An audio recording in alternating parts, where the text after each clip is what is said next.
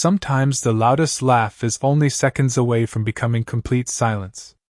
On a warm Saturday morning, the Cedar Creek shooting complex buzzed with excitement as competitors from across the state gathered for the annual Precision Revolver Challenge. Rows of polished shooting benches stretched beneath bright blue skies while American flags fluttered gently above the concrete firing line. The smell of fresh coffee drifted through the crowd, mixing with the scent of warm grass and sunlit gravel. Spectators leaned against wooden fences, eager to watch some of the finest marksmen test themselves for a grand prize of $10,000 and the unofficial title of Best Revolver Shooter in the region. Nearly every competitor carried the newest equipment available. Stainless steel revolvers with adjustable sights rested inside expensive custom cases.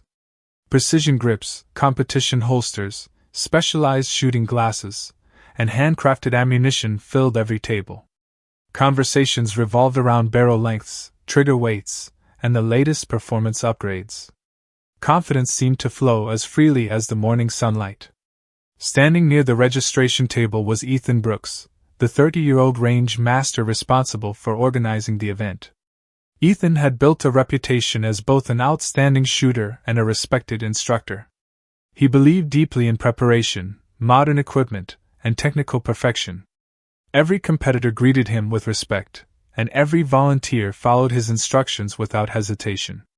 As Ethan checked the final registration forms, an aging blue pickup truck slowly rolled across the gravel parking lot before coming to a gentle stop beneath an old oak tree. The engine shut off quietly. For several moments, nobody paid much attention. Then the driver's door opened. An elderly man stepped onto the gravel with calm, deliberate movements. His faded olive field jacket had clearly seen many seasons. His worn denim jeans and weathered leather boots carried the marks of long years spent outdoors rather than inside comfortable buildings. His silver hair caught the morning sunlight, while his steady eyes quietly surveyed the range without the slightest hint of nervousness. He reached into the truck and lifted a small leather case that looked almost as old as the vehicle itself. The man was Daniel Harper, a 78-year-old United States Army veteran who had driven more than 200 miles without telling anyone he intended to compete. He walked toward the registration table without hurrying, each step relaxed, almost effortless. Several younger competitors glanced toward him before returning to their conversations, assuming he had come to watch rather than participate. Ethan greeted him politely. "Good morning, sir. Are you here to spectate?" Daniel smiled warmly. "Actually, I came to shoot." Ethan nodded with professional courtesy and handed him the registration clipboard. "Of course. What revolver are you using today?" Daniel slowly opened the worn leather case. Resting inside was a blued steel Snub-Nose revolver whose finish had faded from decades of careful use. Its compact frame looked completely out of place among the long-barreled competition revolvers surrounding it. The nearby conversations immediately slowed. One competitor quietly laughed. Another leaned closer for a better look before shaking his head. Ethan stared for a moment, convinced he must be missing something. Then a grin spread across his face despite every effort to remain professional. "Sir," he said carefully, "this challenge was designed for precision shooting at extended distances. Most people would not even bring a snub-nose revolver here for practice." Several competitors chuckled openly. Someone near the equipment tables muttered, "He might hit the county, if not the target." Laughter rippled across the firing line.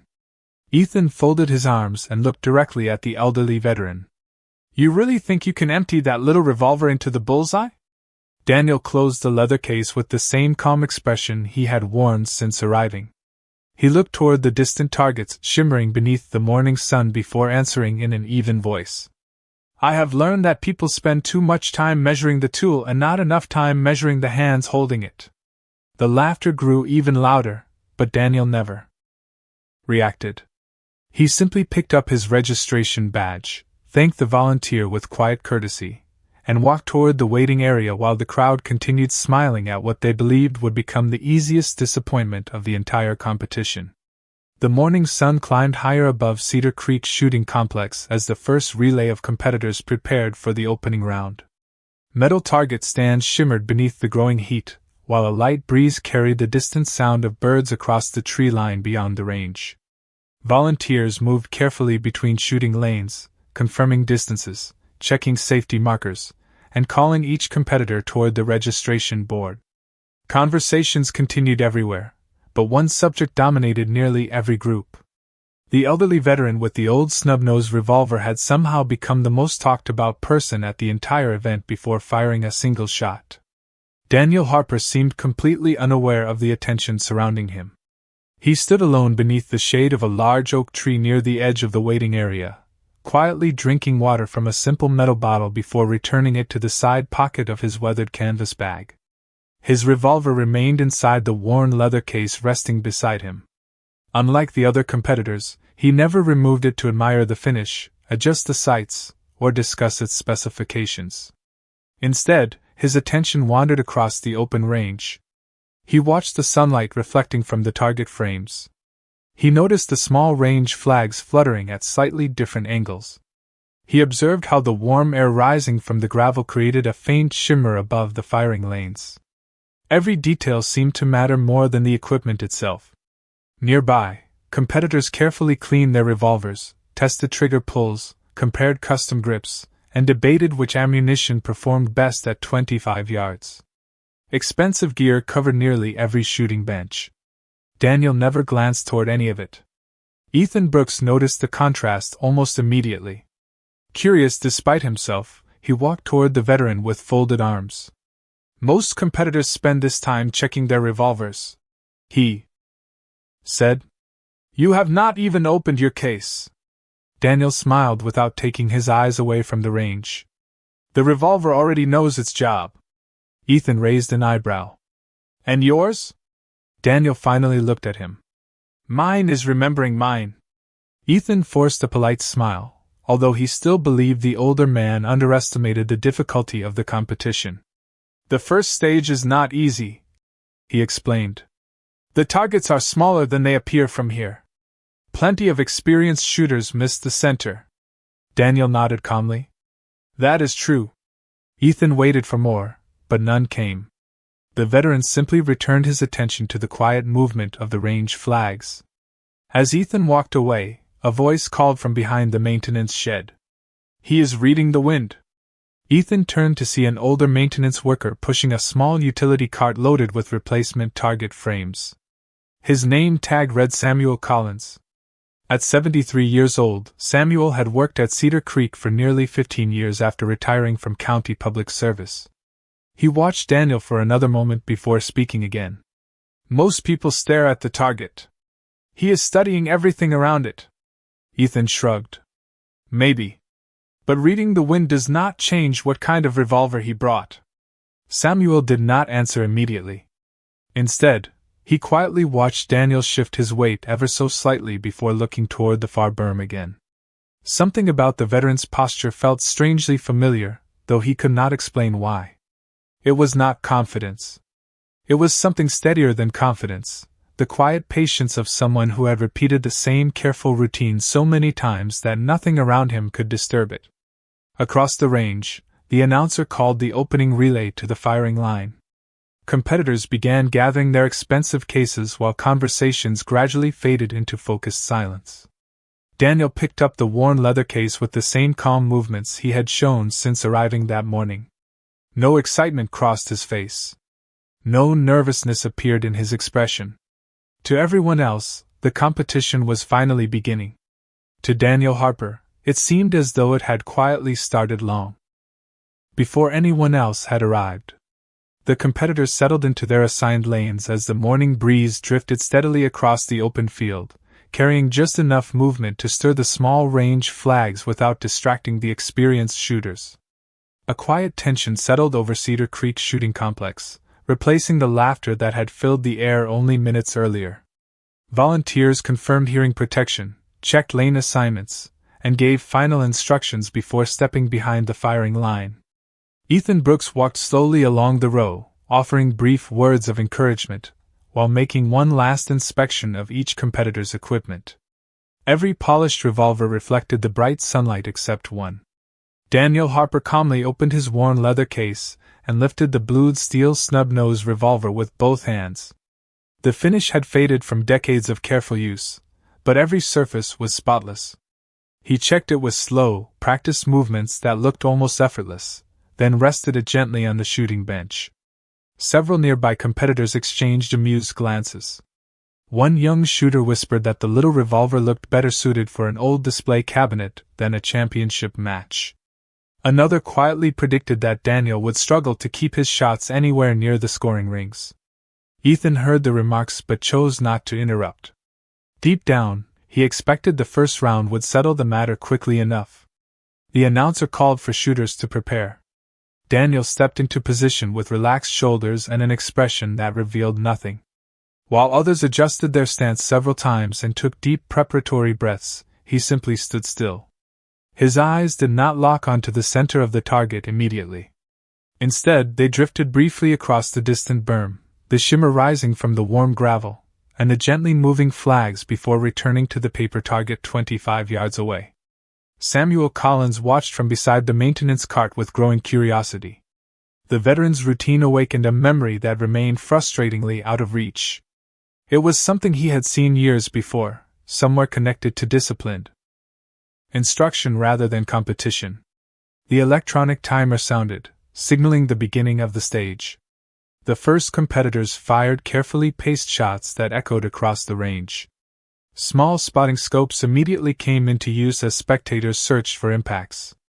Daniel waited another heartbeat before raising the compact revolver with smooth precision. There was no unnecessary movement, no dramatic flourish, only a steady lift that seemed guided more by habit than conscious effort. He paused for a brief moment, that appeared almost motionless, then completed his first shot. The sound blended into the rhythm of the range, yet something changed almost instantly. A volunteer studying the target through a spotting scope leaned forward, blinked twice, and lowered the scope in disbelief. "Center," he said quietly. Another official reached for the scope and looked again before nodding with the same puzzled expression.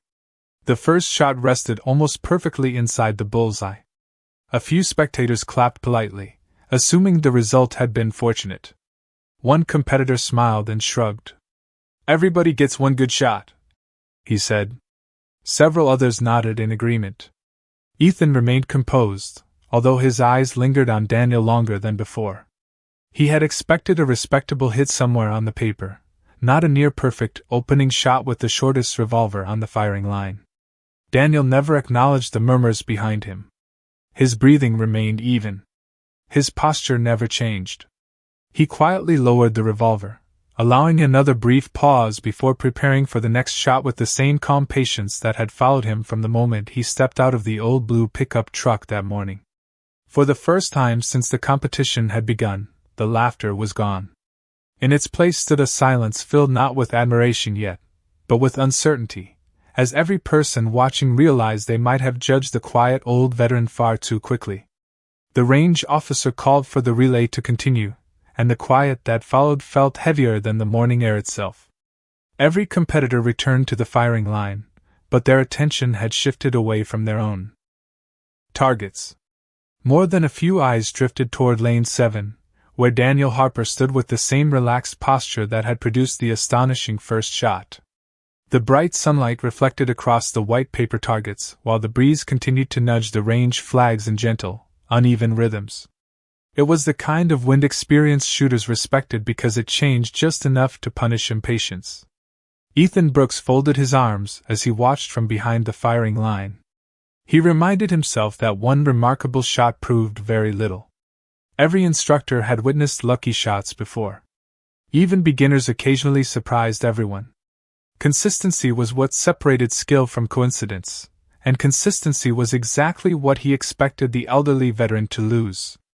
The command to continue echoed across the range. Daniel raised the compact revolver again with the same deliberate rhythm. There was no visible effort to impress anyone. His breathing remained slow. His shoulders stayed loose.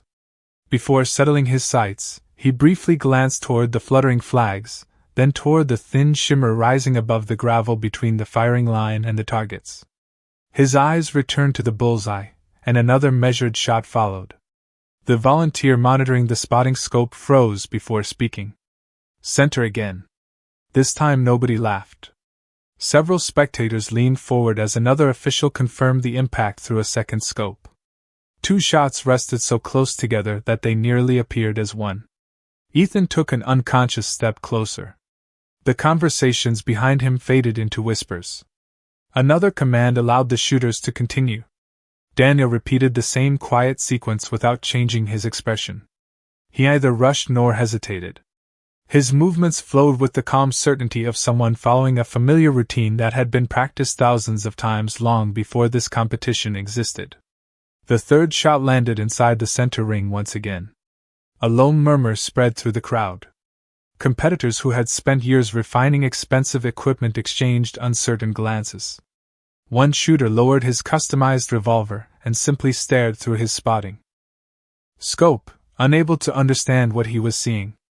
Another quietly adjusted his shooting glasses as though clearer lenses might somehow explain the impossible pattern appearing on Daniel's target. Ethan no longer wore the confident smile that had greeted the old revolver earlier that morning. He found himself studying Daniel instead of the target. The veteran never celebrated a successful shot. He never looked toward the spectators for approval. He behaved as though the crowd did not exist. That absence of pride puzzled Ethan almost as much as the accuracy itself. Beside the maintenance shed, Samuel Collins narrowed his eyes. A memory flickered once more. The veteran's stance. The deliberate pause before every shot. The way he watched the environment before focusing on the target. Samuel had seen that disciplined sequence before, not on a competition range, but somewhere connected to military instruction many years ago.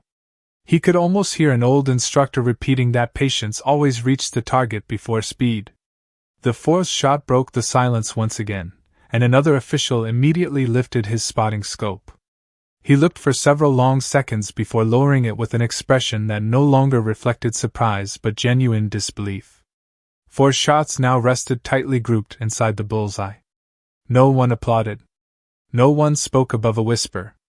The confidence that had filled Cedar Creek only an hour earlier had quietly dissolved into respectful uncertainty. Ethan looked at the faded revolver resting steadily in Daniel's hands, then at the flawless target beyond the field, and for the first time in his career he began questioning whether everything he had taught about equipment had overlooked something far more important than the tool itself. The officials called for a brief pause while volunteers walked downrange to replace the paper targets for the next stage, but very few people moved from their positions. The usual conversations about equipment and scores had disappeared.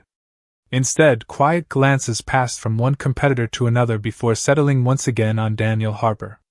The elderly veteran rested his revolver inside the worn leather case and calmly tightened the cap on his metal water bottle. He looked no different than he had an hour earlier. There was no sign of satisfaction, no smile acknowledging the growing attention, only the same composed expression of a man who treated every moment with equal importance. Ethan Brooks remained near the scoring table, studying the printed score sheets as though they might reveal an explanation hidden somewhere between the numbers. Every measurement confirmed what everyone had witnessed. Daniel's groupings were genuine. No equipment malfunction, no scoring error, no lucky coincidence could account for what had unfolded. Ethan slowly looked toward the old revolver again, and for the first time that morning he stopped seeing worn steel.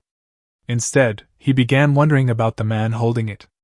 Across the range, Samuel Collins leaned against the maintenance cart, unable to take his eyes off Daniel. A memory that had hovered just beyond reach all morning suddenly returned with startling clarity. More than 30 years earlier, Samuel had volunteered during a military appreciation exhibition held at a nearby Army training facility. Young recruits had gathered around a quiet instructor who refused to discuss expensive firearms or advanced accessories. Instead, he had spoken about breathing, patience, awareness, and discipline. Samuel remembered watching that instructor demonstrate extraordinary precision with an ordinary service revolver while telling every recruit that skill always traveled with the shooter, never with the weapon. Samuel could still hear those words echoing through the years as though they had been spoken only yesterday. His eyes widened. He looked back toward Daniel's weathered face, then toward the faded revolver resting inside the leather case. Time had added silver hair and deeper lines across the veteran's face, but the calm posture had not changed. Neither had the deliberate rhythm before every shot. Samuel quietly whispered to himself, "It cannot be." He left the maintenance cart where it stood and slowly walked toward the waiting area. Daniel noticed him approaching and offered a polite nod. Samuel hesitated for a moment before speaking. "Excuse me, sir. This may sound like a strange question, but were you ever an instructor during an Army marksmanship exhibition near Fort Ashford many years ago?" Daniel remained silent for several seconds. A gentle smile appeared before he answered. "I visited Fort Ashford once or twice." Samuel laughed softly in disbelief. "You stood in front of 200 young soldiers and told them that the hands mattered more than the hardware." Daniel's smile grew just enough to confirm the memory without boasting. "I remember saying something like that." Samuel shook his head with quiet amazement. "I never forgot it." Ethan noticed the conversation from a distance and slowly walked closer, arriving just in time to hear Samuel continue. "Those recruits talked about that demonstration for weeks afterward. None of them believed someone could shoot that well with such a simple revolver until they watched you do it." Daniel lowered his eyes briefly before answering. "People usually remember the demonstration. I always hoped they remembered the lesson." Samuel nodded with genuine respect. Around them, several nearby competitors had quietly stopped pretending not to listen. The atmosphere shifted once again. Daniel had still said almost nothing about himself, yet the simple recognition from an unexpected witness carried far more weight than any personal introduction ever could. For Ethan, the confident certainty that had guided him all morning continued to dissolve, replaced by a growing realization that the quiet stranger standing before him might possess a lifetime of experience that no modern trophy or expensive revolver could ever measure. The afternoon sun cast longer shadows across Cedar Creek Shooting Complex as officials prepared the final stage of the competition. The temperature had climbed into the upper 70s, and the gentle morning breeze had become less predictable, drifting across the open range in slow, changing currents that tested even the most experienced shooters.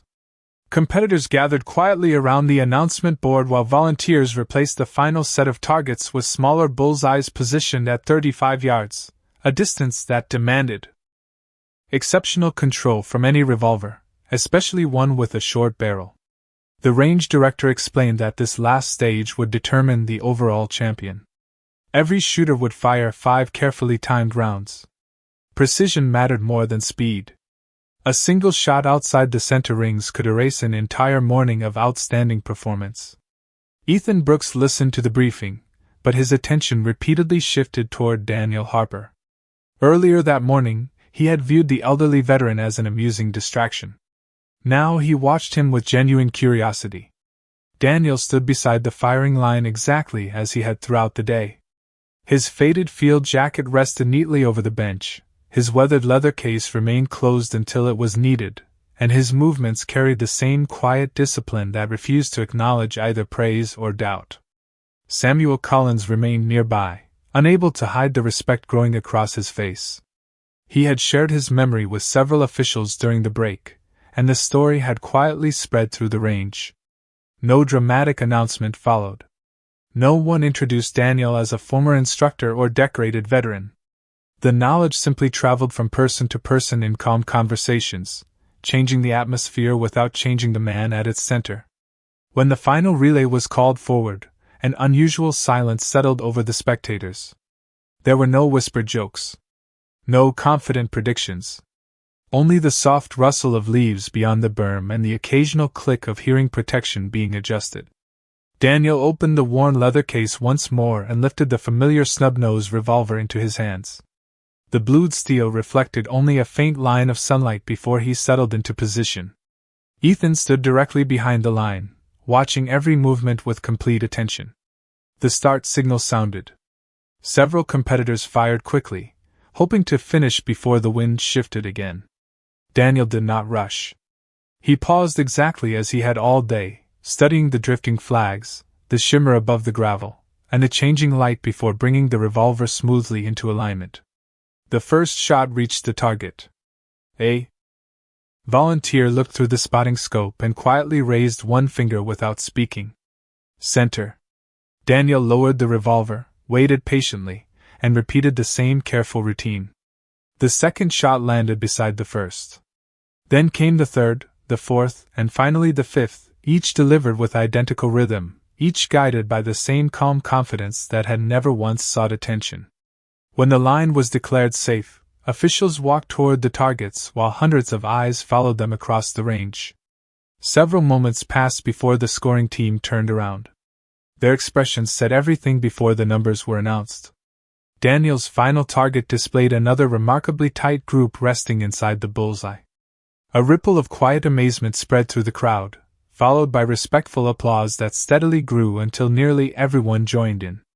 Ethan stepped forward before the applause had completely faded. He extended his hand without hesitation. "Mr. Harper," he said sincerely, "this morning I judged your revolver before I took the time to understand the man carrying it. I was wrong, and I owe you an apology." Daniel accepted the handshake with a warm smile that carried no trace of triumph. "There is nothing to apologize for," he replied gently. "Every generation learns from what it sees first. The important part is being willing to see a little farther." Ethan nodded quietly.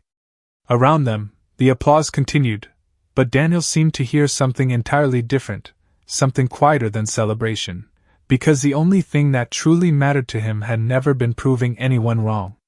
It had been proving that discipline, patience, and experience could still speak clearly without ever raising their voice. The award ceremony did not begin immediately. Instead, people lingered around the firing line far longer than anyone had expected, as though leaving the range too quickly might cause the lesson they had witnessed to disappear with the afternoon sunlight. The breeze had softened, carrying the scent of pine trees from the hills beyond Cedar Creek's shooting complex while long shadows stretched across the gravel. Daniel Harper carefully unloaded his revolver, inspected it one final time, and returned it to the worn leather case with the same quiet respect he had shown throughout the day. There was no celebration in his movements, only habit formed through countless years of discipline. Ethan Brooks approached once more, this time without the confidence of an instructor addressing a competitor. He stood beside Daniel as an eager student standing beside a teacher. "May I ask you something?" Ethan said. Daniel nodded. "How did you become that accurate with a revolver like this?" Daniel looked toward the empty targets still standing in the distance before answering. "Not by chasing perfect scores." Ethan listened carefully. "Then how?" Daniel smiled gently. "By chasing ordinary mornings." Ethan frowned slightly, unsure whether he understood. Daniel continued. "People admire the shot they see. They rarely think about the thousands they never will. Skill is built before sunrise, long before applause, long before trophies, and long before anyone believes you are capable." Ethan lowered his eyes for a moment, reflecting on years spent recommending expensive equipment to new shooters before teaching them the simple habits that created true consistency. Around them, several younger competitors quietly gathered, pretending to organize their gear while listening to every word. One teenager finally stepped forward with respectful hesitation. "Sir," he asked, "if you had enough money to buy any revolver in the world, would you replace that one?" Daniel rested one hand on the old leather case. "A better tool is never a bad thing," he replied. "But people sometimes spend years searching for the perfect tool because they are afraid of spending months improving themselves." The young competitor nodded slowly. Another shooter asked how often Daniel practiced. The veteran chuckled softly. "Less than I did when I was young. More importantly, I never stopped paying attention. Practice teaches your hands. Observation teaches your mind." Samuel Collins smiled quietly from nearby, recognizing the very same lesson he had heard decades earlier. Time had changed Daniel's appearance, but not his philosophy. Before long, officials called everyone toward the presentation area. Ethan accepted the microphone, yet he abandoned the prepared remarks he had planned that morning. Looking across the gathering, he spoke with calm sincerity. "Today we witnessed outstanding marksmanship, but we also received a reminder that excellence cannot always be recognized by appearance. We were quick to judge a revolver because it looked old. In doing so, some of us nearly overlooked the lifetime of discipline carried by the person holding it. A respectful silence followed his words. Daniel accepted the championship plaque and prize money with a grateful handshake, offering only a quiet thank you before stepping away from the center of attention. He never delivered a speech. He never mentioned his years of military service or the exhibitions he had once taught. Instead, he spent the next several minutes answering simple questions from young shooters with patience, humility, and warmth. As the conversation slowly drifted across the range beneath the golden afternoon light, Ethan realized that the greatest lesson of the day had never been about hitting the center of a target. It had been about learning to recognize character before making judgment, because true mastery often arrived wearing ordinary clothes, carrying worn tools, and asking for nothing except the chance to be quietly understood. As the afternoon slowly gave way to early evening, the excitement that had filled Cedar Creek's shooting complex settled into something quieter and far more lasting. Most competitors had packed away their polished revolvers and expensive equipment, yet very few seemed eager to leave. Small groups remained scattered across the range, replaying the day's unforgettable moments, while the golden sunlight softened the sharp edges of the firing lanes. Daniel Harper carried his worn leather case beneath one arm and walked without hurry toward the parking area, pausing every few steps as people politely thanked him for his kindness rather than simply congratulating him on his victory. Near the youth practice area, a boy no older than 12 stood holding a borrowed revolver case that was clearly too large for him. His father spoke quietly with one of the instructors while the boy watched Daniel with unmistakable admiration. Gathering his courage, the youngster stepped forward. "Sir," he said respectfully, "I like the way you never got upset when people laughed." Daniel smiled warmly. "That was the easiest part of the day." The boy looked surprised. "Really?" Daniel nodded. "People are allowed to be wrong about me. I only have to make sure I am not wrong about myself." The simple sentence lingered in the quiet air. The boy lowered his eyes as though carefully placing those words somewhere he would never lose them. His father thanked Daniel for taking the time to speak with him, explaining that his son had become interested in target shooting only a few months earlier and often believed he would never become good enough because he did not own the newest equipment. Daniel looked toward the practice range where empty paper targets fluttered gently in the breeze. "Do you know what the first target should always be?" he asked the boy. The youngster shook his head. Daniel touched his own chest with one hand. "Your patience. If you learn to control that, every other target becomes easier." The boy smiled, and for the first time all afternoon his shoulders seemed lighter. Ethan Brooks happened to witness the conversation from several yards away. Earlier that morning he had believed his responsibility ended with organizing a successful competition. Now he understood that the true purpose of the range reached far beyond scorecards and trophies. Before Daniel could continue toward the parking lot, Ethan approached with a thoughtful expression. "Mr. Harper," he said, "I have been thinking about everything that happened today. Beginning next month, I am changing the introductory classes here. Every new shooter will spend their first lesson learning breathing, observation, and discipline before they ever discuss equipment." Daniel looked toward the empty firing line and nodded approvingly. "Then they will begin with something nobody can take away from them." Ethan smiled. "I hope you will come back someday and see it." Daniel gently rested one hand on the old leather case. "If I do, I hope the students ask better questions than the adults did this morning." Both men laughed quietly. As the remaining spectators drifted toward their vehicles, volunteers began collecting target stands and folding tables beneath the warm glow of the setting sun. The championship plaque rested unnoticed inside Daniel's pickup beside the passenger seat, while the prize money remained tucked inside an envelope he had almost forgotten to open. Neither seemed nearly as important as the conversations that had unfolded after the competition ended. The trophies would eventually gather dust. The scores would be replaced by next year's results. Yet somewhere among the young shooters walking toward the parking lot that evening, a different kind of victory had already begun to grow, one measured not by the center of a paper target but by the quiet decision to spend less time chasing better equipment and more time becoming better people.